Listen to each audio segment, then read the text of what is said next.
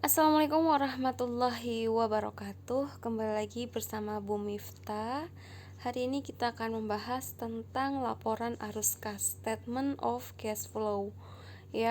Untuk laporan arus kas ini tersendiri biasanya dibuat setelah 3 laporan yang sering kalian kerjakan, yaitu laporan laba rugi, laporan perubahan modal, dan laporan neraca. Setelah itu baru kalian membuat laporan arus kas. Nah, biasanya untuk membuat laporan arus kas ini agak sedikit membingungkan ya. Baik, mari kita simak penjelasan tentang laporan arus kas berikut. Jadi, laporan arus kas itu adalah laporan keuangan yang berisi daftar aliran kas masuk atau cash inflows dan aliran kas keluar atau cash outflows. Ya, di sini sudah jelas sekali kalau laporan arus kas adalah berisi daftar aliran kas masuk dan kas keluar, menjelaskan perubahan kas yang terjadi selama periode tertentu. Nah, laporan keuangan ini diwajibkan oleh SAK nomor 2 berlaku efektif sejak tahun 1995. Cash flow reporting trend terhadap cash flow. Jadi, meningkatnya resiko bisnis dari tingkat kebangkrutan tahun 70-an dan tahun 80-an yang semakin menaik, sehingga dari adanya kenaikan kebangkrutan ini semakin besar masalah keuangan yang dihadapi perusahaan. Oleh karena itu, di sini perusahaan membutuhkan laporan yang bisa menghindari dari kemungkinan kerugian bisnis. Nah, kemudian manfaat dari informasi cash flow arus kas, yaitu yang pertama free cash flow, yaitu kas dari kegiatan operasi. Nah, dikurangi kurung buka kas untuk pengeluaran operasi dan modal, ditambah kas untuk pembayaran jasa dan utang.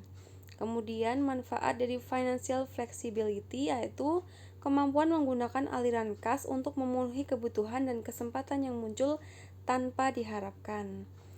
Kemudian manfaat dari arus kas ini, laporan keuangan ini dapat membantu pemakai memperoleh informasi, yakni tentang kemampuan perusahaan memperoleh kas, memenuhi kewajiban atau utang, menjelaskan laba akuntansi dan laba tunai, pengaruh kegiatan investasi dan pembiayaan, cash dan non-cash terhadap posisi keuangan perusahaan. Lanjut, PSAK nomor 2 menetapkan menggunakan cash and cash equivalent sebagai basis pelaporan. Jadi menggunakan cash dan kas dan setara kas. Ada 2 metode pelaporan arus kas. Yang pertama, metode langsung, yaitu kelompok utama dari penerimaan kas bruto dan pengeluaran kas bruto diungkapkan. Indirect method, laba atau rugi bersih disesuaikan dengan mengoreksi pengaruh dari transaksi bukan kas, penangguhan dari penerimaan atau pembayaran kas untuk operasi di masa lalu dan masa depan, dan unsur penghasilan atau beban yang berkaitan dengan arus kas, investasi atau pendanaan.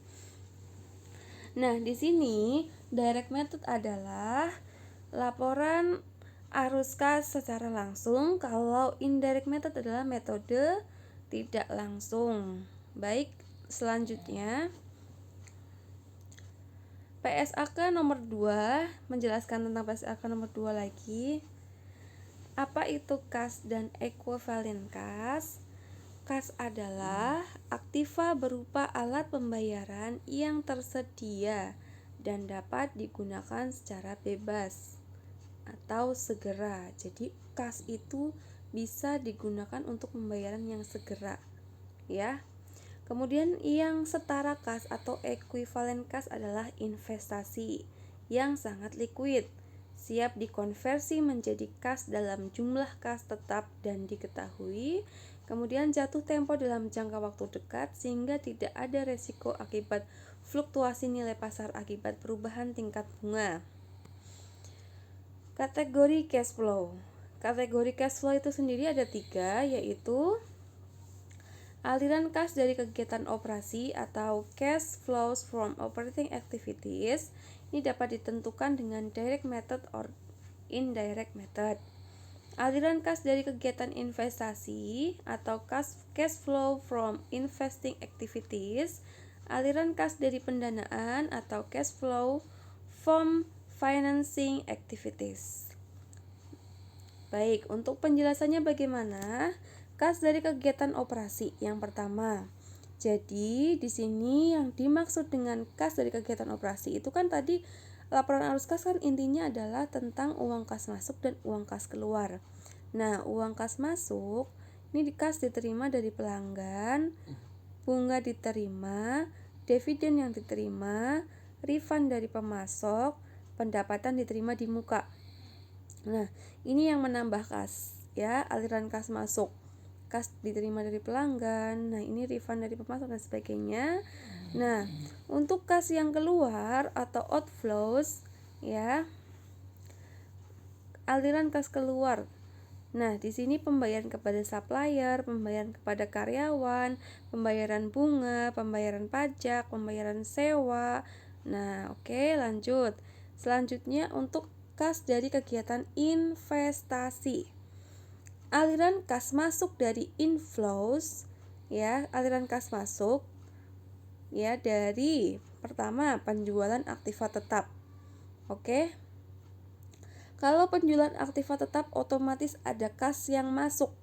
Sekuritas utang jangka panjang dan modal. Ya, pengumpulan pokok utang, penjualan real estate. Ya, ini kaitannya dengan investasi. Ya, dari investasi. Nah, kemudian aliran kas keluar, outflows. Kemana aja? Pertama, pembelian aktiva tetap, contoh kendaraan, tanah, dan sebagainya.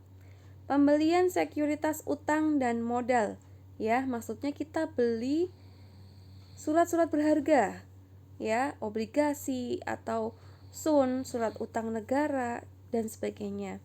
Meminjamkan dana ke pihak lain, pembayaran pembelian real estate. Jelas ya di sini ya. Kemudian selanjutnya arus kas dari kegiatan pendanaan. Ada aliran kas masuk inflows dari yang pertama utang jangka panjang. Ya. Maksudnya adalah utang jangka panjang berarti kita di sini apakah kita yang utang? Ya, kita yang utang. Jadi ada arus kas masuk yang masuk ya. Arus kas yang masuk. Pinjaman dari financial institution. Nah, intinya kita meminjam utang jangka panjang dan sebagainya. Terus di sini adalah penjualan obligasi atau saham. Jadi kita menerbitkan saham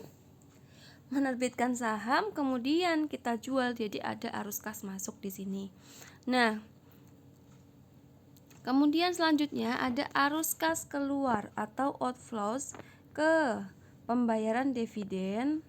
Pembayaran dividen berarti pembagian laba keuntungan dari saham itu sendiri, pelunasan pokok utang, dan pembayaran pokok utang sewa guna usaha.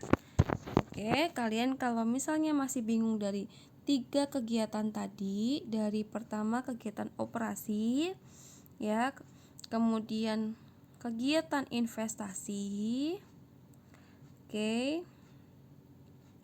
Nah, kemudian ada kegiatan pendanaan. Silakan dipelajari terlebih lagi ya. Kemudian sumber informasi penyusunan arus kas. Jadi ketika menyusun arus kas ada 3 sumber yang harus kalian pahami terlebih dahulu, yaitu laporan posisi keuangan komparatif. Berarti ada laporan posisi keuangan, berarti laporan neraca perbandingan dari tahun A dan tahun B, dari tahun X dan tahun Y. Itu ya, dari tahun 2016 dan 2017 itu diperbandingkan terlebih dahulu. Kemudian ada laporan laba rugi periode kini, berarti misalnya perbandingan 2016 dan 2017, berarti ini maksudnya adalah periode 2017-nya. dan ada informasi tambahannya. Oke, kita langsung masuk selanjutnya, sumber informasi penyusunan laporan arus kas. Untuk membuat komponen arus kas, yang pertama dari kegiatan operasi itu sumber data laporan keuangannya. Yang pertama nih dari laporan laba rugi, dari pendapatan dan biaya yang keluar, dan aktiva serta utang lancar. Kemudian arus kas dari kegiatan investasi itu dari neraca, aktiva jangka panjang, ya, atau aset jangka panjang. Kemudian yang terakhir arus kas kegiatan pembelanjaan atau pendanaan, di sini dari neraca yang terdiri dari utang jangka panjang serta dari modal. Lanjut, pendekatan penyusunan laporan arus kas. Nah, pendekatan langsung, jika pendekatan langsung maka pendapatan tunai dikurangi dengan biaya tunai, pendapatan min beban, maka akan ketemu arus kas bersih dari kegiatan operasi. Kalau misal pendekatan tidak langsung atau indirect, maka akan keluar dari sini ya, dari akun yang keluar adalah laba rugi akrual, laba rugi tahun berjalan. Nah, kemudian di sini ada penambahan atau pengurangan aktiva tetap. Ya, penyesuaiannya. Bukan hanya aktiva tetap, maaf. Di sini dari penyesuaian tentang apapun, misalnya penyusutan dan sebagainya gitu. Jadi masuk nanti arus kas bersih kegiatan operasi. Pendekatan langsung maupun tidak langsung menghasilkan total arus kas yang sama. Langkah-langkah penyusunan laporan arus kas. Pertama, siapkan neraca komparatif, tentukan selisih naik atau turun, menentukan arus kas dari kegiatan operasi, arus kas kegiatan investasi, dan arus kas kegiatan pembiayaan. Oke, sini jelas ya. Lanjut ke direct method. Arus kas masuk dari kegiatan operasi itu, ya, pertama arus kas masuk dari pelanggan, berarti dari penjualan barang dagang. Arus kas masuk dari faktor lain. Nah, kemudian kalau arus kas keluarnya dari kegiatan operasi adalah pembayaran kepada karyawan, pemasok, atau pembayaran biaya-biaya. Lanjut, direct method analisis penjualan. Informasi penting adalah jumlah kas yang dikumpulkan dari customer. Dapat dihitung dengan dua cara. Pertama, diperoleh dari jurnal penerimaan kas, dan yang kedua diperoleh dari informasi penjualan akrual. Ya. Nih, di sini ada pengumpulan piutang. Oke, ini langsung aja yang ini karena kalau di PPT ini sebenarnya tampilannya lebih rapih. Kita lanjut aja.